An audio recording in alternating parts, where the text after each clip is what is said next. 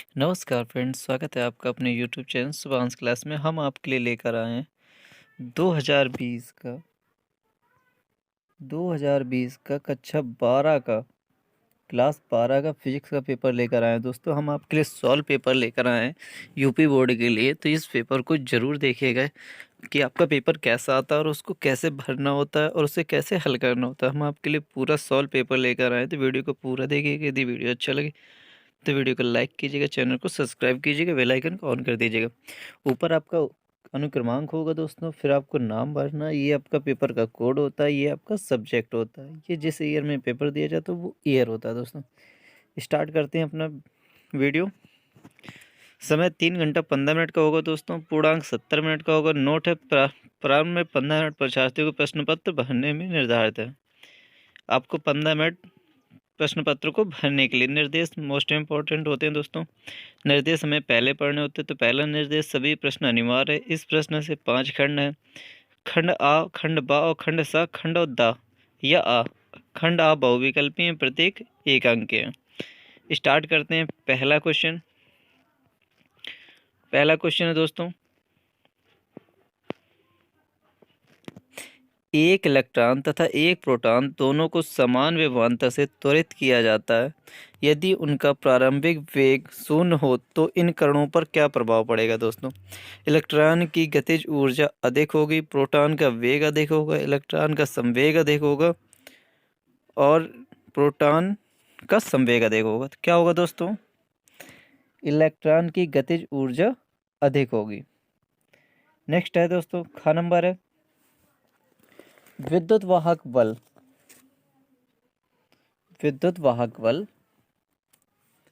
E cell प्रतिरोध are तो जुड़ा है।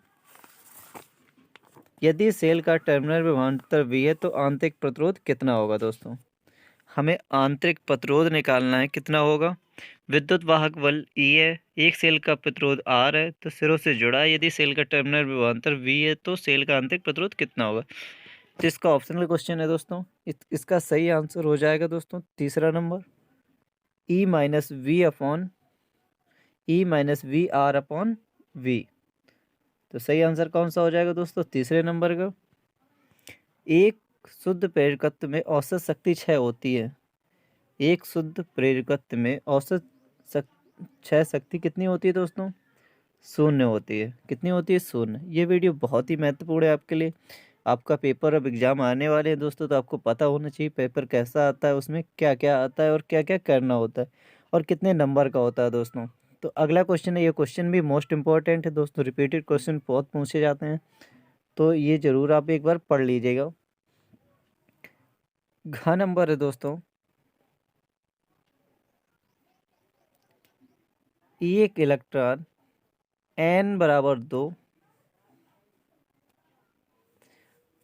कक्ष से n बराबर 4 कक्ष में अपनी स्थिति परिवर्तन करता है। यदि r ऋण वर्ग नेतांक हो तो इससे संलग्न तरंग दैर्घ्य कितनी होगी? इससे संलग्न तरंग दैर्घ्य हमसे पूछ रहा है दोस्तों, तो कितनी होगी? इसका सही आंसर हो जाएगा दोस्तों 16/3r। 16/3r तो हो जाएगा दोस्तों। तो कौन सा सही हो जाएगा? दूसरा। डा नंबर है दोस्तों, निम्नलिखित में से कौन सी विद्युत चुम्बकीय तरंग है? ध्वनि तरंगे, ऊष्मा तरंगे, जल तरंगे और रस्सी में उत्पन्न तरंगे। तो कौन तरंगे हैं दोस्तों? दूसरा ऑप्शन सही हो जाएगा, ऊष्मा तरंगे। ये ऊष्मा तरंगे होती हैं दोस्तों। ऊष्मा तरंगे ही दूसरा नंबर दोस्तों, ऊष्मा तरंगे वैद्युत चुम्बकीय तरंगे होती हैं। कौन सी तरंगे होती हैं? ऊष्मा तरंगे ही वैद्युत चुम्बकीय तरंगे होती हैं। फोकस दूरी 20 सेंटीमीटर का एक अवतल दर्पण वस्तु से दोगुनी नाप का एक काल्पनिक प्रतिबिंब बनाता है, तो वस्तु तथा दर्पण के बीच की दूरी क्या होगी? हमें वस्तु तथा दर्पण के बीच की दूरी निकालनी है। तो दोस्तों ये ऑप्शनल क्वेश्चन है, इसलिए हमें केवल आपको टिक बता रहे हैं। इसका आंसर 10 हो जाएगा दोस्तों। अगला क्वेश्चन दोस्तों, क्वेश्चन नंबर 2। यही दोस्तों पेपर आपका हिंदी से आता है और इंग्लिश से भी आता है। यदि जिस भैया बहन ने आप इंग्लिश से पढ़ा है तो वो आपको इंग्लिश वाले ही खंड पढ़ें और अपना आंसर उससे दें। यदि जिसको इंग्लिश नहीं आती तो अपना हिंदी वाले खंड पढ़ लें दोस्तों। तो इसके सारे क्वेश्चन इंग्लिश में भी दिए गए हैं दोस्तों। दूसरा प्रश्न है दोस्तों, दूसरा प्रश्न है, एक बंद पृष्ठ के भीतर n वैद्युत द्विध्रुव रखे गए हैं, बंद पृष्ठ से निर्गत कुल वैद्युत फ्लक्स कितना होगा। दोस्तों 1 नंबर का है ये आपको लिखित देना है। तो हमने इन सभी क्वेश्चनों के आंसर दे रखे हैं दोस्तों। तो पहले हम आपको पूरा पेपर दिखा दे रहे हैं, पूरा पेपर बता दे रहे हैं क्या क्या आया है, फिर इसके बाद हम आपको आंसर बता देंगे दोस्तों। तो वीडियो को पूरा लास्ट तक देखिएगा, आपके क्वेश्चन मोस्ट इंपॉर्टेंट होने वाले हैं दोस्तों। तो इन क्वेश्चनों के आंसर भी हमने दे रखे हैं और आपको बहुत अच्छे से समझ में आएगा दोस्तों। तो वीडियो को पूरा जरूर देखिएगा। अगला क्वेश्चन है, एक समतल विद्युत चुम्बकीय तरंग में दोलित चुम्बकीय क्षेत्र 8 × 10⁻⁻6 sin 2 पाई 10⁻11 t प्लस 300 पाई x द्वारा दिया गया है। तो दोलित वैद्युत क्षेत्र का व्यंजक क्या होगा दोस्तों। आपको व्यंजक निर्धारित करना है दोस्तों। इसी का दूसरे का गा नंबर है दोस्तों। प्रश्न, एक प्रकाश किरण निर्वात से म्यू अपवर्तनांक वाले माध्यम से गुजरती है, यदि अपवर्तनांक कोण आपतन कोण अपवर्तन कोण का दोगुना हो तो आपतन कोण का मान कितना होगा दोस्तों। अगला क्वेश्चन है, दिए गए अनुनाद LCR परिपथ में प्रवाहित धारा ज्ञात कीजिए। परिपथ दिया है दोस्तों, उसमें प्रवाहित धारा ज्ञात करनी है। डा नंबर है दोस्तों, पश्च अभिनत एक PN संधि डायोड में धारा आवेश वाहक के कारण होती है। किस आवेश वाहक के कारण होती है ये लिखना है दोस्तों। नेक्स्ट है दोस्तों 4 नंबर है, एक प्रोटॉन तथा एक अल्फा कण समान विभवांतर से त्वरित किया जाता है, यदि उनका वेग क्रमशः VP और V अल्फा हो तो VP तथा V अल्फा में संबंध स्थापित कीजिए। इसके बाद दोस्तों आपको ये इंग्लिश में भी दिया जाता है, तो आप उसी प्रकार, आप इंग्लिश वाले स्टूडेंट हैं तो इंग्लिश वाले में पढ़ लीजिए, यदि हिंदी वाले हैं तो हिंदी वालों को तो हम बता रहे हैं दोस्तों। इसके बाद हम आंसर बताएंगे, तो वीडियो की कहीं मत जाना, वीडियो को पूरा देखना है, आपके लिए बहुत ही यूजफुल होने वाला है दोस्तों। तीसरा क्वेश्चन है दोस्तों, लेंज का नियम क्या है, समझाइए कि लेंज का नियम ऊर्जा संरक्षण के नियम पर आधारित है। क्वेश्चन नंबर खा है दोस्तों, हाइड्रोजन परमाणु की आयनन ऊर्जा 13.6 इलेक्ट्रॉन वोल्ट है, हीलियम की परमाणु आयन ऊर्जा कितनी होगी।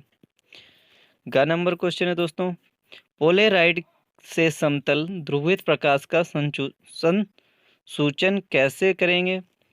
नेक्स्ट है दोस्तों, नेत्र का दूरदर्शी दोष क्या है, इसका निवारण कैसे करेंगे दोस्तों। ये क्वेश्चन मोस्ट इंपॉर्टेंट है। निकट दृष्टि दोष, दूरदृष्टि दोष, दृष्टि दोष कितने प्रकार के होते हैं। गॉस के नियम की सहायता से बिंदु आवेश के कारण किसी बिंदु पर वैद्युत क्षेत्र की तीव्रता का व्यंजन ज्ञात कीजिए। इसी प्रकार आप इंग्लिश से भी पढ़ लीजिएगा दोस्तों, यदि आप इंग्लिश वाले स्टूडेंट हैं तो। हिंदी का अगला क्वेश्चन है दोस्तों, क्वेश्चन नंबर 4 है, 100 वोल्ट 50 हर्ट्ज वाले प्रत्यावर्ती धारा स्रोत के 10 ओम का प्रतिरोध तथा 1/10 पाई हेनरी का परिपथ श्रेणी क्रम में जुड़ा है, तो परिपथ में औसत शक्ति ज्ञात कीजिए।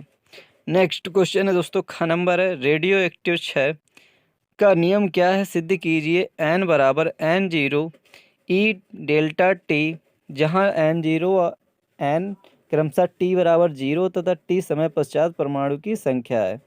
लेमडा 6 नियतांक है। गा नंबर क्वेश्चन है दोस्तों, 56 वोल्ट विभवांतर द्वारा त्वरित इलेक्ट्रॉन का संवेग तथा डी ब्रॉगली तरंग दैर्ध्य का गणना कीजिए। घ नंबर का क्वेश्चन है दोस्तों, नाभिक की बंधन ऊर्जा क्या तात्पर्य है।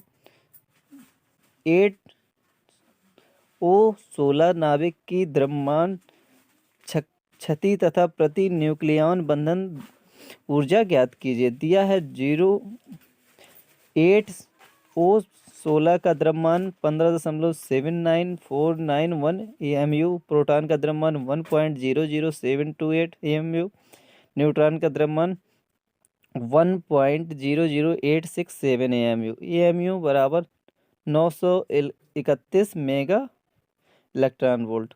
ड नंबर दिया गया क्वेश्चन दोस्तों, वायु के सापेक्ष कांच का अपवर्तनांक 3/2 है, जल का अपवर्तनांक 4/3 है। एक द्विअवतल लेंस के वक्र पृष्ठों की वक्रता त्रिज्या 20 सेंटीमीटर तथा 30 सेंटीमीटर।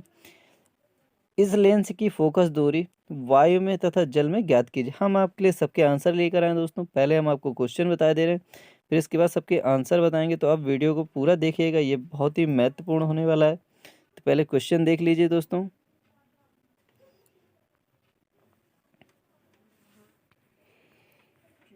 क्वेश्चन नंबर 5 है दोस्तों, प्रकाश विद्युत उत्सर्जन से संबंधित इलेक्ट्रॉन की अधिकतम गतिज ऊर्जा तथा आपतित प्रकाश की आवृत्ति में एक ग्राफ बनाइए और ग्राफ में देहली आवृत्ति दर्शाइए। ग्राफ के ढाल का मान ज्ञात कीजिए। दूसरा है दोस्तों, स्वाप्रेरकत्व गुणांक की परिभाषा लिखिए। 5 हेनरी के एक प्रेरकत्व में 0.1 सेकेंड से धारा 12 एम्पियर से बदलकर 5 एम्पियर हो जाती है। प्रेरकत्व में कितना विद्युत वाहक बल प्रेरित होगा? गा नंबर है दोस्तों, व्हीटस्टोन सेतु का परिपथ खींचिए। किरचॉफ के नियम से सेतु का संतुलन के प्रतिबंध का व्यंजन उत्पन्न कीजिए। यह इसका अथवा में भी दिया गया है दोस्तों। घ नंबर है, कारणों को लिखिए। स्वच्छ आकाश नीला, बादलों में श्वेत तथा सूर्योदय के समय रक्त देता है। एक गोली दूरदर्शी के अभिदृश्य की फोकस दूरी 1 मीटर है। जब अंतिम प्रतिबिंब स्पष्ट दृष्टि की न्यूनतम दूरी पर बनता है तब लेंस की दूरी 1.05 मीटर होती है। नेत्रिका की फोकस दूरी तथा दूरदर्शी की आवर्धन क्षमता ज्ञात कीजिए। दोस्तों ये आपके लिए क्वेश्चन हैं दोस्तों, यही इंग्लिश में दिए गए हैं। आप इंग्लिश वाले स्टूडेंट हैं तो जरूर इंग्लिश से देखिएगा, यदि हिंदी वाले हैं तो हम आपको बता रहे हैं। क्वेश्चन नंबर 6 है, कला संबंध स्रोत से क्या समझते हैं? स्थैतिक व्यतिकरण पैटर्न प्राप्त करने के लिए आवश्यक प्रतिबंधों को लिखिए।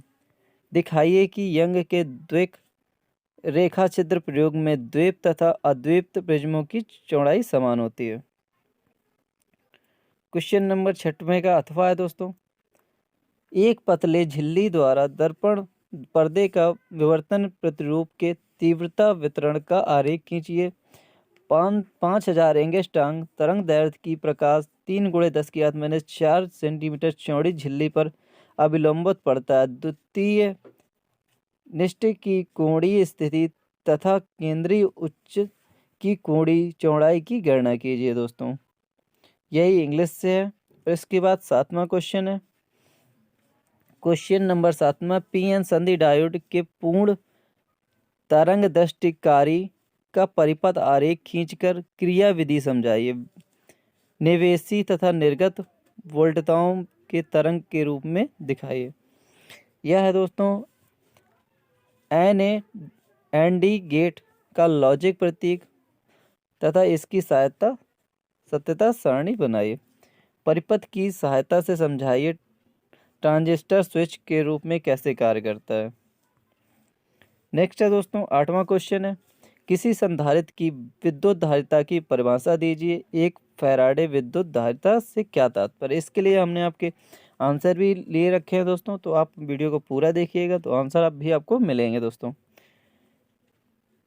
किसी समांतर पट संधारित्र की दोनों प्लेटों के बीच आंशिक रूप से वैद्युत रखा है तो संधारित्र की धारिता का व्यंजन। इसी का अथवा है दोस्तों, वैद्युत क्षेत्र की तीव्रता तथा वैद्युत विभवांतर में क्या संबंध है? गॉस के नियम से एक अनंत लंबाई के आवेश तार के कारण किसी वैद्युत क्षेत्र की तीव्रता के लिए व्यंजक ज्ञात कीजिए। क्वेश्चन है दोस्तों, दो समांतर धारावाही लंबे तारों के बीच विद्युत बल के व्यंजक प्राप्त करिए। दो बहुत बड़े व सीधे तारों के बीच 10 सेंटीमीटर है। इसमें एक तार 5 एम्पियर तथा दूसरा तार 15 एम्पियर धारा बह रही है। तो दिए गए चित्र अनुसार चुंबकीय क्षेत्र का परिमाण व दिशा ज्ञात कीजिए। दोस्तों आपको फिगर दिया गया है और आपको ज्ञात करना। इसके बाद दोस्तों 9वें का अथवा भी दिया गया है दोस्तों, एक धारामापी को अमीटर से कैसे परिवर्तित करेंगे। एक धारामापी का प्रतिरोध 5 ओम है। यह अधिकतम 1.5 एम्पियर की धारा नाप सकता है। तो यंत्र को 6 एम्पियर की धारा नापने के लिए नापने वाले अमीटर को कैसे बदला जा सकता है? इस अमीटर का प्रतिरोध भी ज्ञात कीजिए। दोस्तों इसके बाद आपको नियतांक दिए रहते हैं कुछ दोस्तों, जो आपके लिए पेपर में यूजफुल होंगे वो नियतांक दिए रहते हैं। प्रकाश की चाल दी गई है दोस्तों, 3 × 10⁸ मीटर पर सेकेंड, ये आपको दिए रहते हैं दोस्तों। इलेक्ट्रॉन का मान दिया रहता है दोस्तों 1.6 × 10⁻19। 1/4 पाई एप्सिलॉन 0 का मान दे रखा है दोस्तों 9 × 10⁹ न्यूटन मीटर स्क्वायर प्रति कूलम। म्यू 0/4 पाई का मान भी दे रखा है दोस्तों 10⁻⁷ न्यूटन प्रति एम्पीयर। प्लांक के नियतांक का मान भी दे रखा है दोस्तों 6.63 × 10⁻34 जूल सेकेंड। इलेक्ट्रॉन का द्रव्यमान भी दे रखा है दोस्तों 9.1 × 10⁻31। और जो भैया इंग्लिश वाले हैं तो उनके लिए भी फिजिकल कांस्टेंट के मान दे रखे हैं दोस्तों। यदि वीडियो अच्छा लग रहा हो तो वीडियो को लाइक कीजिए, चैनल को सब्सक्राइब कर दीजिए, बेल आइकन को ऑन कर दीजिए। हम आपके लिए इसके बाद अब आपका पहले क्वेश्चन से दूसरे क्वेश्चन सभी के आंसर देने वाले, तो दोस्तों वीडियो को पूरा देखिएगा। तो पहले क्वेश्चन के दोस्तों हम आंसर दे चुके थे पहले, दूसरे क्वेश्चन से आंसर हम आपको दे रहे हैं दोस्तों। एक बंद पृष्ठ के भीतर n वैद्युत द्विध्रुव रखे बंद पृष्ठ के निर्गत कुल वैद्युत फ्लक्स कितना होगा। दोस्तों वैद्युत फ्लक्स गॉस के नियम से हम पढ़े हैं कि एक बंद पृष्ठ में जब एक प्लस क्यू आवेश रखा जाता है तो उसके कारण एक माइनस क्यू आवेश अपने आप उत्पन्न हो जाता, तो जितने प्लस होंगे उतने ही माइनस अंदर होंगे। तो गॉस की प्रमेय से पढ़ा है फाई बराबर क्या होता है दोस्तों Qn/एप्सिलॉन 0। एप्सिलॉन 0 क्या होता है, वैद्युत क्षेत्र की तीव्रताएं होती है दोस्तों। तो वैद्युत फ्लक्स फाई बराबर क्या हो जाएगा दोस्तों, जितना आवेश प्लस का होगा उतना आवेश माइनस का होगा, तो टोटल आवेश कितना हो जाएगा दोस्तों, टोटल आवेश कितना हो जाएगा, 0 हो जाएगा। जितना प्लस का डालेंगे उतना ही माइनस का उत्पन्न हो जाता है उस बंद पृष्ठ के अंदर, तो टोटल आवेश कितना हो जाएगा, 0। तो कुल वैद्युत फ्लक्स निर्गत कितनी हो जाएगी दोस्तों, 0। तो जीरो, क्यू का मान 0 रख देंगे तो 0/एप्सिलॉन 0, तो एप्सिलॉन 0 को भाग देंगे तो क्या आ जाएगा, 0। तो कुल निर्गत वैद्युत फ्लक्स का मान कितना हो जाएगा दोस्तों, 0। इसका आंसर कितना हो जाएगा दोस्तों, 0। अगला क्वेश्चन है खा नंबर। एक समतल वैद्युत चुंबकीय तरंग में दोलित चुंबकीय क्षेत्र 8 × 10⁻⁶ sin 2π × 10⁻11t प्लस 300 πx द्वारा दिया जाता है, तो दोलित वैद्युत क्षेत्र का व्यंजन ज्ञात कीजिए। दोस्तों हमें दिया क्या है, दोलित चुंबकीय क्षेत्र, इसे बी वाई से प्रदर्शित करते हैं, तो बी वाई के बराबर कितना दिया गया, 8 × 10⁻⁶ sin 2π × 10⁻11t प्लस 300 πx। तो इसके बाद हमें दोस्तों व्यापक समीकरण पता होता है। व्यापक समीकरण पता होता है दोस्तों, एक्स अक्ष, वाई अक्ष और जेड अक्ष जब तीनों अक्ष दिए गए हों तो दोलित चुंबकीय क्षेत्र का व्यापक समीकरण क्या होता है, बी वाई बराबर होता है जो दोस्तों B0 sin ω t plus kx। ये मानक सूत्र है दोस्तों, मानक सूत्र है, जो एक मानक तरह से बनाया गया सूत्र होता है उसे मानक सूत्र कहते हैं दोस्तों। इस सूत्र से हम तुलना करेंगे तो हमें B0 बराबर क्या दिया है दोस्तों, B0 की जगह क्या है, 8 × 10⁻⁻6। इसका मात्रा क्या होता है, टेस्ला। ये क्या है दोस्तों, आयाम है। B0 क्या है, आयाम। ओमेगा दोस्तों, ओमेगा बराबर कितना दिया गया दोस्तों, 2π × 10⁻11। तो 2π × 10⁻11 ये क्या है दोस्तों, कोणीय आवृत्ति है। के एक कांस्टेंट है दोस्तों, नियतांक है, जिसका मान कितना दिया गया, 300 पाई। अब हम जानते हैं प्रकाश की चाल से, प्रकाश की चाल से जानते हैं, प्रकाश की चाल बराबर C बराबर होता है एप्सिलॉन E0/B0 E0/B0। तो हम तो E0 बराबर क्या हो जाएगा दोस्तों, B0 × C।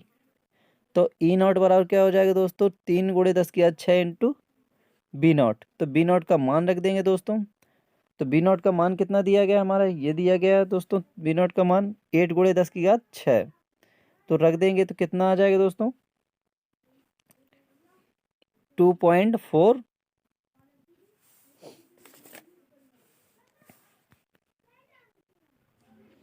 आ जाएगा दोस्तों, 2.4 × 10⁻³ तो मान रख देंगे, क्या आ जाएगा दोस्तों, वैद्युत क्षेत्र का व्यापक समीकरण क्या आ जाएगा दोस्तों, वैद्युत क्षेत्र और चुंबकीय क्षेत्र। B0 क्या है दोस्तों, चुंबकीय क्षेत्र का, और E0 क्या है दोस्तों, वैद्युत क्षेत्र का। तो क्या हो जाएगा दोस्तों, E बराबर क्या हो जाएगा, एप्सिलॉन 0 sin ω t × kx। तो हमें मान किसका नहीं पता दोस्तों, पता था, ये कर लिया, E0 का मान पता, E0 का मान पता, 2.4 × 10⁻³ साइन ओमेगा की जगह क्या है दोस्तों, ओमेगा की जगह हम मान निकाल ही चुके हैं, 2π × 10⁻11। तो क्या हो जाएगा दोस्तों, 2π × 10⁻11 हो जाएगा दोस्तों। इंटू 300 पाई एक्स वोल्ट प्रति मीटर। नेक्स्ट है दोस्तों, एक प्रकाश किरण निर्वात से म्यू अपवर्तनांक वाले माध्यम से गुजरती है। यदि आपतन कोण का दोगुना हो तो आपतन कोण का मान कितना होगा। दोस्तों एक ये माध्यम है, ये निर्वात है और ये किसी माध्यम है दोस्तों। ये दोस्तों निर्वात है, ये म्यू माध्यम है।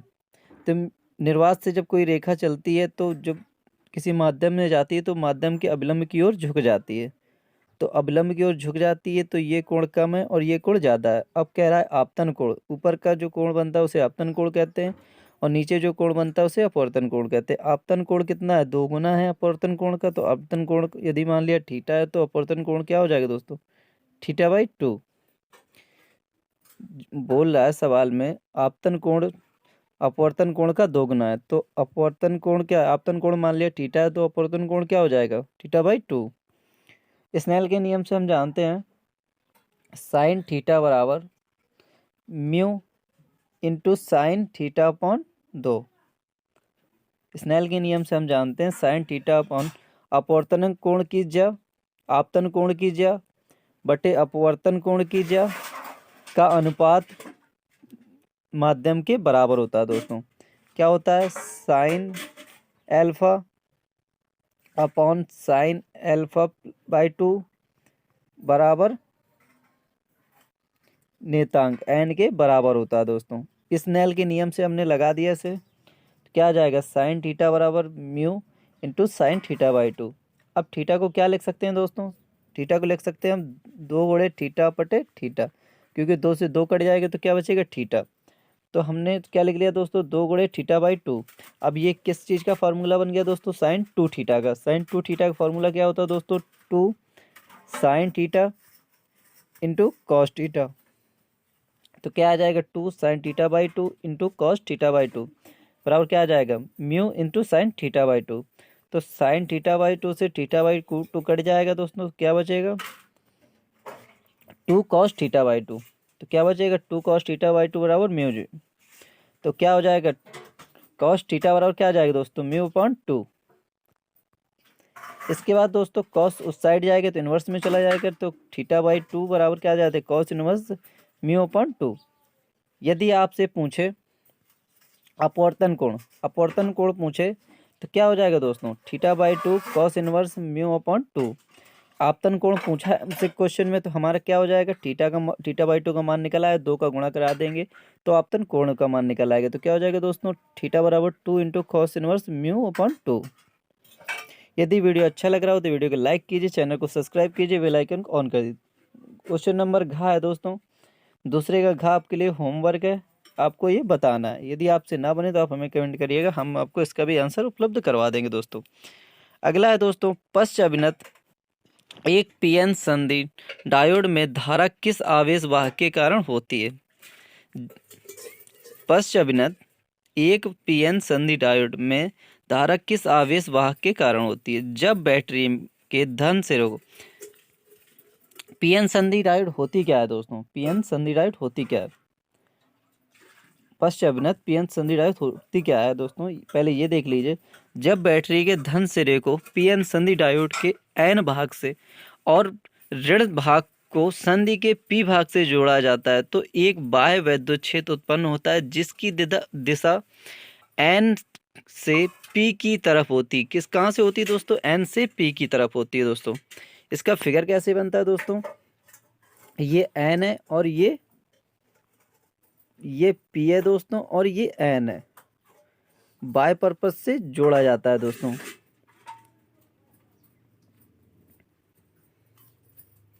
तो क्या है दोस्तों, एन को धन से जोड़ेंगे और पी को ऋण से जोड़ेंगे, तब ये कैसा बनेगा, पश्च अभिनत बनेगा। पश्च अभिनत में अल्पसंख्यक वाहकों के कारण बहुत ही क्षीण धारा प्रवाहित होती है। क्या होती है दोस्तों, पश्च अभिनत में अल्पसंख्यक वाहकों के कारण बहुत ही क्षीण धारा प्रवाहित होती है। यदि ताप का मान बढ़ाया जाए तो उत्क्रम धारा का मान बढ़ता है, ताप के मान बढ़ाने पे धारा का मान बढ़ेगा दोस्तों। नेक्स्ट दोस्तों 4 नंबर है, एक प्रोटॉन तथा एक अल्फा कण समान विभवांतर से त्वरित किया जाता है। यदि उनका वेग क्रमशः वीपी तथा वी अल्फा है तो वीपी एवं वी अल्फा में संबंध स्थापित कीजिए दोस्तों। तरंग दैर्ध्य लैम्डा के समीकरण से हम जानते हैं लैम्डा बराबर H upon M into V. Electron के लिए तो क्या हो जाएगा एच अपॉन एम ई और वी ई। प्रोटॉन के लिए तो क्या हो जाएगा एच अपॉन एम पी और वी पी। दोनों को बराबर करने पर दोस्तों तो एच अपॉन एम वी बराबर एच अपॉन एम पी। तो एच से एच कट जाएगा तो क्या आएगा दोस्तों संबंध इनके बीच में एम ई इंटू वी बराबर M P into we P. तो क्या आ जाएगा दोस्तों ये क्या है इलेक्ट्रॉन का द्रव्यमान है, ये इलेक्ट्रॉन का वेग है, ये प्रोटॉन का द्रव्यमान है, ये प्रोटॉन का वेग है। तो क्या आ जाएगा दोस्तों यदि हमें m one into v one v e बराबर M P into we p बराबर होंगे तो ये स्वाभाविक है कि दोस्तों इलेक्ट्रॉन का आवेश कम होता है दोस्तों। कितना होता है 10⁻⁻31 होता है और प्रोटॉन का आवेश ज़्यादा होता है। तो इस स्थिति में क्या हो जाएगा दोस्तों तो इनका मान बराबर होने की दिशा में तो वी इलेक्ट्रॉन का वेग अधिक होना चाहिए और वी पी का वेग अधिक कम होना चाहिए, तभी तो ये दोनों बराबर होंगे। तो इससे क्या होता है दोस्तों इलेक्ट्रॉन की गति ज़्यादा होगी। नेक्स्ट है तीसरे नंबर का क्वेश्चन है दोस्तों लेंज का नियम क्या होता है समझाइए कि लेंज का नियम ऊर्जा संरक्षण पर आधारित है। तीसरे क्वेश्चन का आंसर है दोस्तों लेंज का नियम क्या होता है समझाइए कि लेंज का नियम ऊर्जा संरक्षण के नियम से नियम पर आधारित है। आंसर है दोस्तों इसका प्रेरित धारा की दिशा सदा ऐसी होती है। लेंज के नियम के अनुसार प्रेरित धारा की दिशा सदैव ऐसी होती है जो उस कारण का विरोध करती है जिससे वह स्वयं उत्पन्न हो। इस नियम का प्रतिपादन सन 1833 ईस्वी में हेनरिक लेंज ने किया। प्रेरित धारा की दिशा एक ऐसी होती है जो उस कारण का विरोध करती है जिससे वह स्वयं उत्पन्न होती है। इस नियम का प्रतिपादन सन 1833 ईस्वी में हेनरिक लेंज ने किया।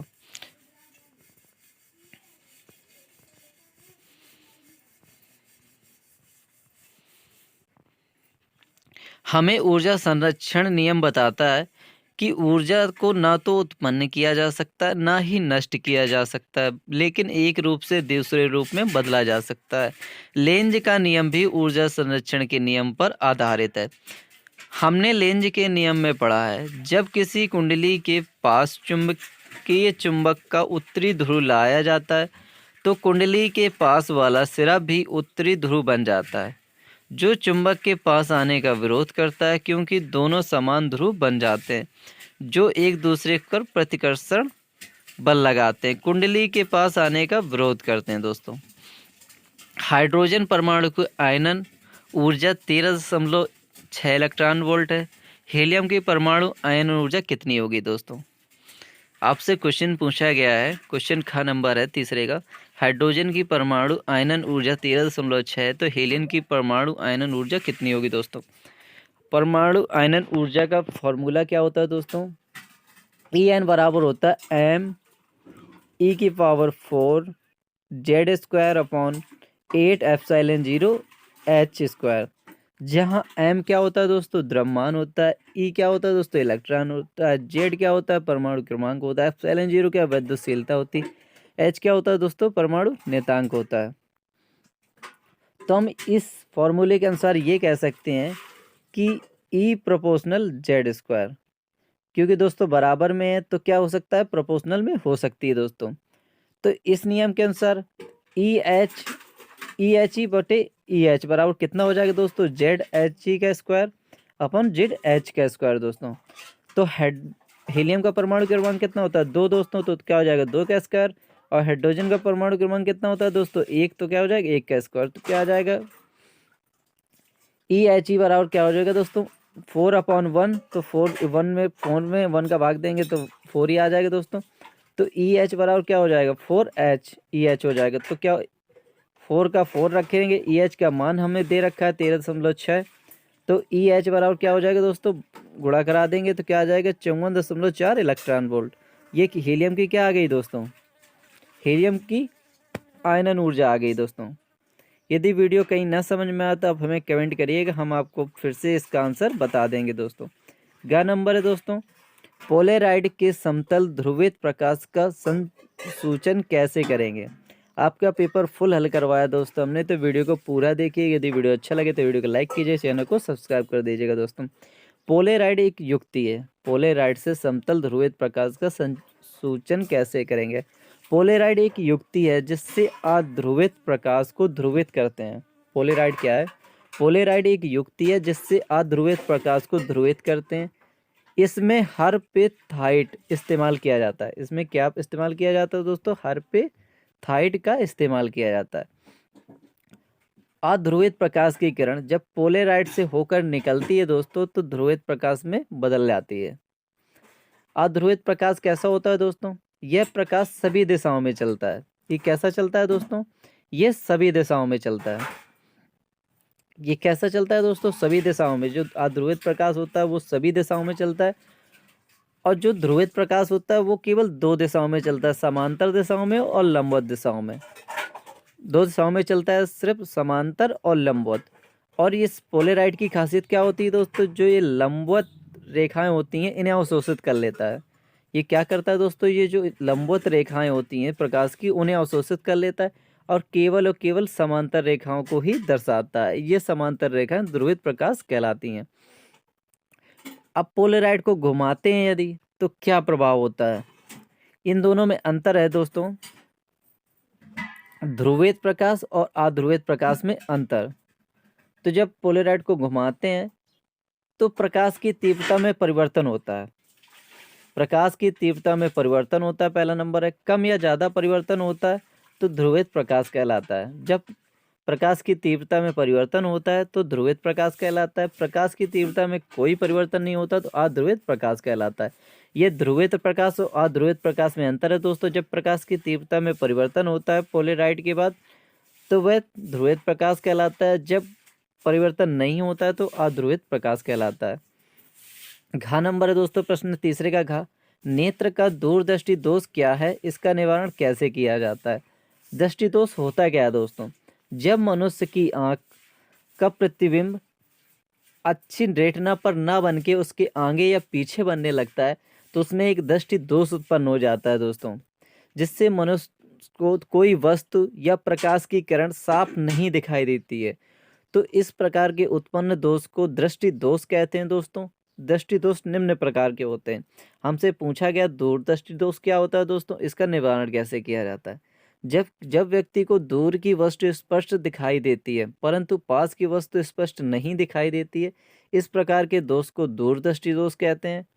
इसके लिए उत्तल लेंस का प्रयोग निवारण किया जाता है दोस्तों। इसके लिए इस लेंस का निवारण उत्तल लेंस से किया जाता है दोस्तों।